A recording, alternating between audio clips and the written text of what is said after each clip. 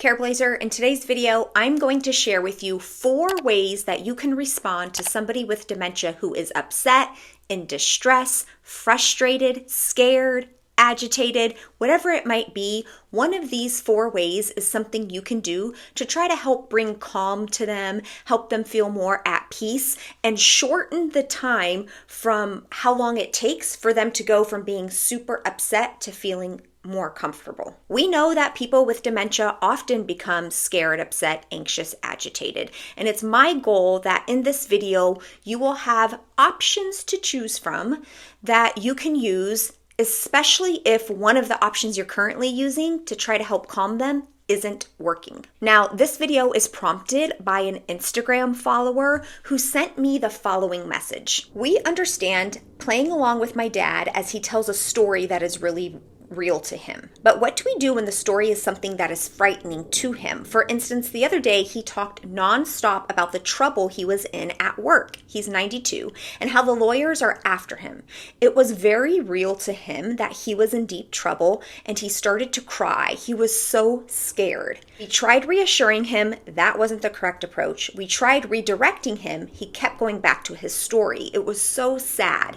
It was such a helpless feeling. Thank you for your advice. Does this kind of situation sound familiar? If so, keep watching. Now, before we hop into these 4 approaches I'm going to share, it's important to note that we are going to have to use a combination of these approaches.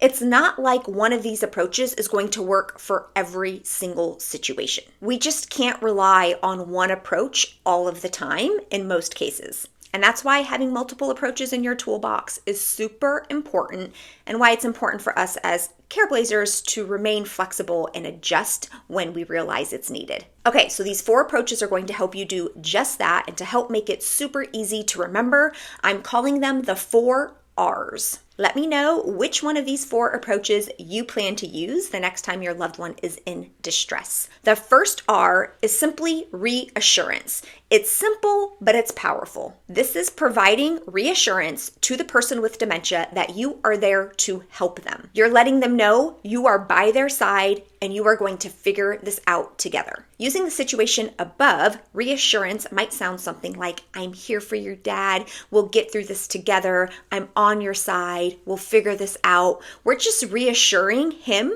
that we're there and we're going to get through this. That's reassurance. This is a great place to start and to see if it can work before moving on to one of the other 3 approaches. Now, obviously, as we saw from her message to us, she tried reassurance and it didn't work. So let's talk about the other 3 R's. The next one you've probably heard about, it's called redirection. Now, ideally, you want to try to redirect them only after you've tried to connect with them and reassure them.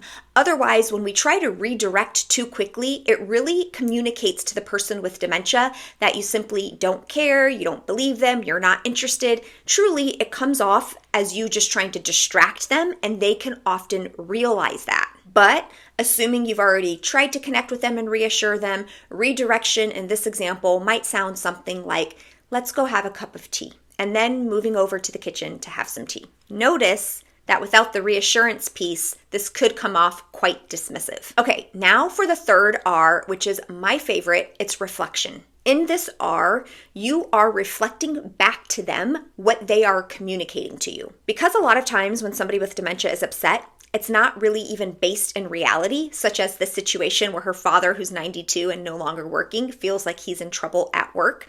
So trying to respond to their words sometimes is quite difficult and tricky and doesn't make sense. And sometimes Careblazers feel very uncomfortable going along with this belief and delusion that isn't real. They feel like, I don't want to get involved in it. It feels like a lie. It doesn't feel right.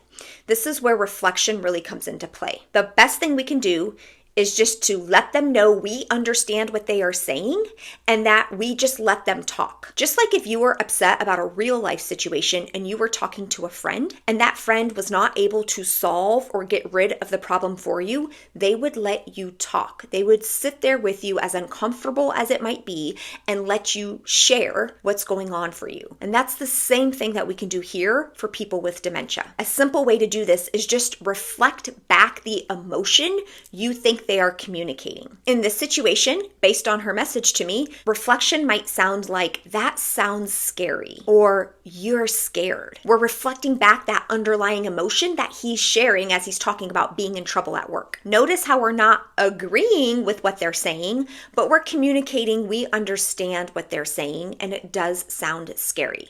If we were in some big trouble at work, it would be a scary situation. This helps them continue to talk about what's on their mind and share their experience while we reflect back their words. We can also simply say, tell me more, and just let them talk. I think we've probably all been in situations where simply talking about something, even if it can't be fixed, was helpful. And finally, the fourth R, before I share the last bonus message with all of you, this fourth R comes directly from a Careblazer on my Instagram page, and it is retreat. This can be especially good if the person with dementia seems to be agitated or upset toward you and you are a trigger. This can be, excuse me, I need to go to the restroom. Oh, I'm getting a phone call. Excuse me, I'll be back. If they're safe to leave for a couple of moments on their own, simply retreating and removing yourself from that situation can be enough to help calm the person with dementia. So to recap, the 4 R's to responding to somebody with dementia who is in distress